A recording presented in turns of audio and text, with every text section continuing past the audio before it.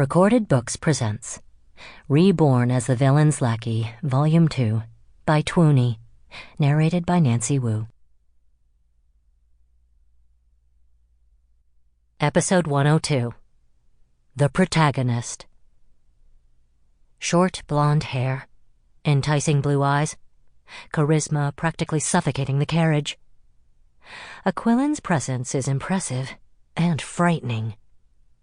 Would I be so frightened if I met him earlier? If I hadn't learned so much about Dahi? Would this have been a moment of relief rather than fear?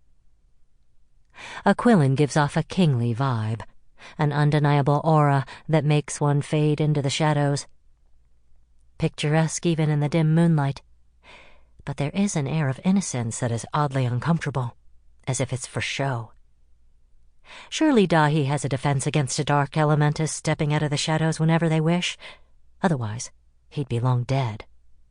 The worker that helped Aquilon trespass in the novel was an earth elementus who had worked at Dahi's estate for years. He slowly created an underground passageway which led to Aquilon stealing Arlador. This time, Aquilon sent a dark elementus to grab me. Why?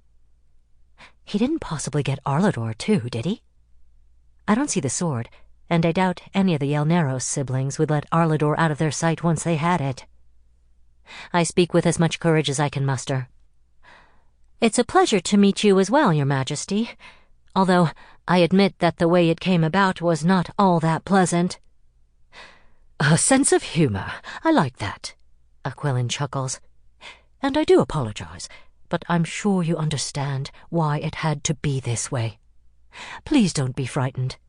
No harm will come to you, he insists, words that convey sincerity, a well-disguised lie. I don't believe a word of it.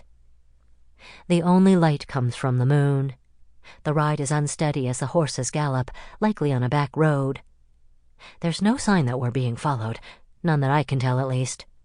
Would it make you feel more at ease if we chat first? Aquilon suddenly suggests. I'm sure you have questions. Plenty. But if I ask, then you will expect something from me in return.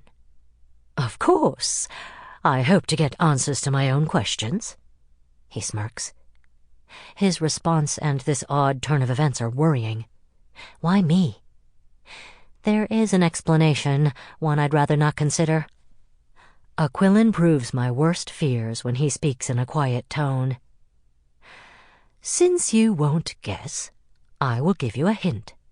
My brother is not the type to keep anyone close if he does not deem them necessary, and he has been keeping you incredibly close. You're very special to him.